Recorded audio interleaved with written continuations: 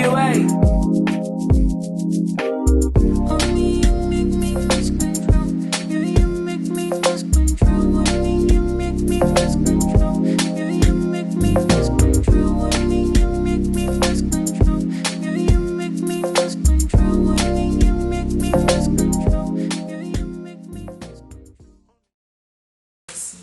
Actually, this is not what we're gonna do.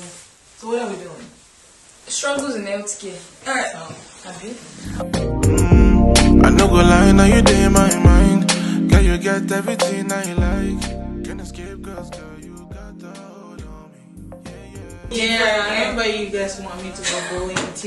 We've done bowling, we've done hiking. No, I know when I was. No, it's fine. No, don't worry. And that's part of the struggles in healthcare, though. You want to hang out with your friends, but your schedules are not aligning. So you have to basically request off or just find a day that works. And sometimes it doesn't work with all friends. Just maybe 2 out of 3 or 2 out of 5. And you just try to do something. But getting us together to have fun is sometimes difficult. That's part of the struggle. Shift work, like it affects your body in a way that people don't understand. Like that fatigue. Like now me, I'm even taking vitamin D because I know the season. I'm always inside. So being in that building all the time, it can kind of affect you mentally and physically. He told me about vitamin D deficiency, and I went to see a doctor and I asked to get tested for vitamin D, and guess what? I was low as well. Anything where you want, baby. Anything where you need. When you're my lover, you know go so far. Me, I go protect you, give you cover. Work, we come back home, we sleep, and so we don't get exposed to the sun as we should, because of course the morning sun has some vitamin D in it, and that's what we get the vitamin D for the most part of it. So that's part of our struggle too, vitamin D deficiency. At least it's not a bad thing. You guys get yourself checked, because most of you are just walking around with low vitamin D. You don't even know. Right. Get yourself checked. Aside that, we also have a 12-hour shift where you have to be on your toes, especially if you work in the ICU. You're running from one patient to another, trying to keep them alive, trying to help them get better as well. So they're like 12 hours. How do you do it? But it's part of our lives now, and I think we're used to it. And we don't even feel like we're working 12 hours. It's difficult when you go on a long vacation break and come back and trying to adjust to not sleeping at night can be very difficult. I went on a trip to Dallas 2 weeks ago, and I came back and it was a big struggle. It was a really big struggle for me to reintegrate myself back to work. But I did. And here I am again after 12-hour shifts, wide awake like a animal that stays awake and So now, House and then I guess you can say that's my spirit animal. No, just kidding.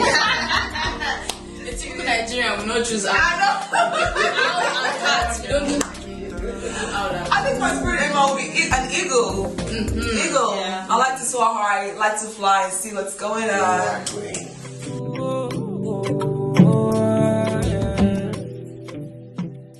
exactly. So that they can just understand, and that way they can kind of, I guess, accept you. And sometimes I get asked a lot, like, where are you from? Because of the accent thing and how we look. So we're beautiful. Our skin is not like, or non-Americans here. So sometimes I will say, oh yeah, I'm from this country, West Africa, or they want to know specific part, and I'll say, oh yeah. And so sometimes I'm like, well, can I at least do my job? I don't want to be I'm just trying to take care of you and focus. A question can be in 2 ways. It opens a form of communication with your patient to start with, but sometimes it gets to still boring, same question over and over again from different patients. Where are you from? Where are you from? Sometimes you don't want to talk about it, right? Sometimes you want to leverage on that and have a conversation with your patient. But sometimes you're like, I don't really want to get into this right now because that's not what I want to talk about. Because if they feel like you're too different, they won't want to associate with you like that.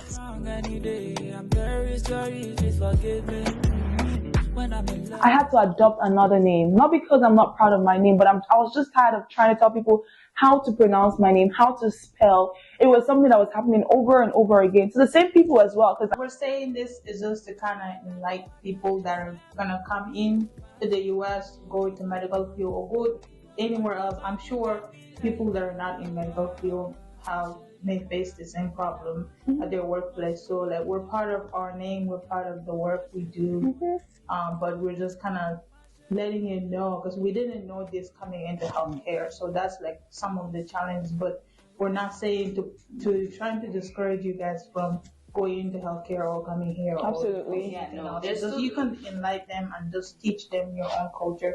And a lot of them, like you are coworkers or just people you meet outside of work, they're willing to learn and to just get to know you and get to know your culture. Yes, absolutely. Like there's nothing wrong with someone being curious as long as that curiosity does not feel like hostility. Like you can be curious without like making the person feel like they are wrong for being from another country because they didn't choose where they wanted to be born. Some of them that immigrants. You think me, I want to leave a whole country and start coming here to be starting from scratch? No, but you can be curious. You can be wanting to learn about another culture as long as you're not being hostile towards that culture. True. Call me my name every day. If you watch this video, thank you so much. I appreciate you calling me by my first name. That's